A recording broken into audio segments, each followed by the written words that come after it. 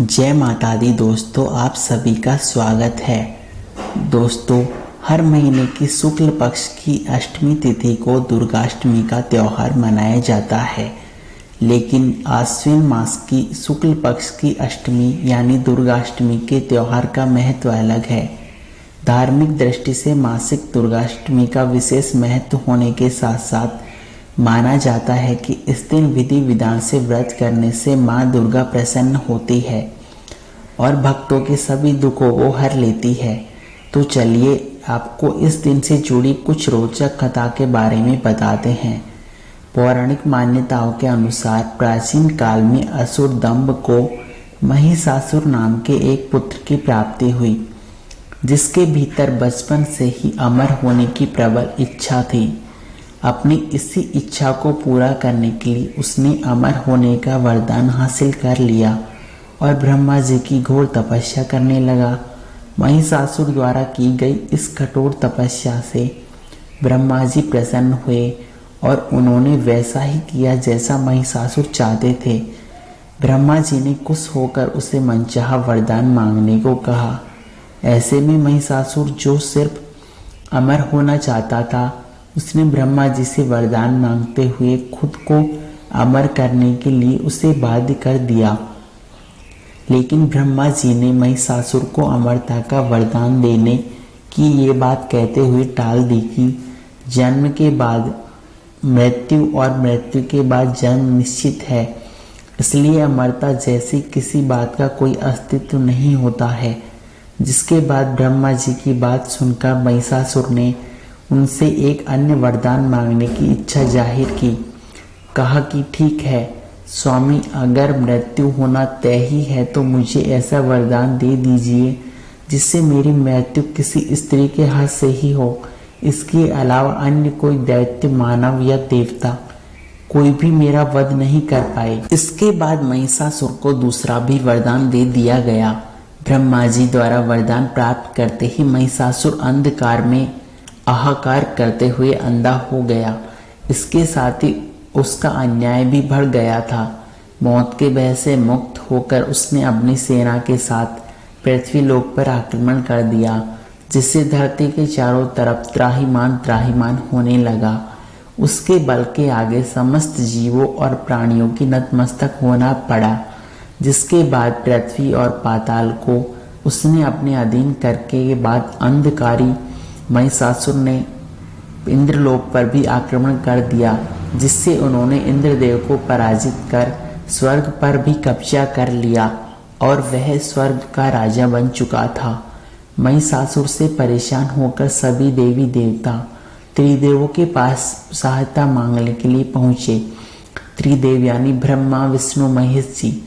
इस पर विष्णु जी ने उनके अंत के लिए देवी शक्ति के निर्माण की सलाह दी, जिसके बाद सभी देवताओं ने मिलकर देवी माता को रिझाना प्रारंभ किया। देव शक्ति को सहायता के लिए पुकारा और इस पुकार को सुनकर सभी देवताओं के शरीर में से निकले तेज ने एक अत्यंत खूबसूरत सुंदरी का निर्माण किया। उसी तेज से निकलती है माँ आदि शक्ति, जिसके रूप और तेज से सभी देवता भी आश्चर्यचकित हो जाते हैं। त्रिदेवों की मदद से निर्मित हुई देवी दुर्गा को हिमवान ने सवारी के लिए सिंह दिया और इसी प्रकार वहां मौजूद सभी देवी देवताओं ने मां को अपने अपने एक अस्त्र शस्त्र सौंपे और इस तरह स्वर्ग में देवी दुर्गा को इस समस्या हेतु तैयार किया गया। माना जाता है कि देवी का अत्यंत सुंदर रूप देखकर महिषासुर उनके प्रति आकर्षित हो चुके थे। उसने अपने एक दूत के जरिए देवी के पास विवाह का प्रस्ताव पहुंचाया। अंधकारी महिषासुर को एक उच्ची हरकत ने देवी भगवती को अत्यंत क्रोधित कर दिया, जिसके बाद से ही मां ने महिषासुर को युद्ध के लिए ललकारा।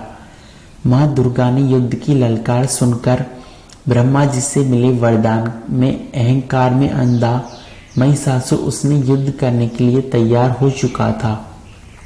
इस युद्ध में एक एक करके महिषासुर की संपूर्ण सेना का मां दुर्गा द्वारा विध्वंस कर दिया गया। इस दौरान ये भी माना जाता है कि ये युद्ध पूरे 9 दिनों तक चला।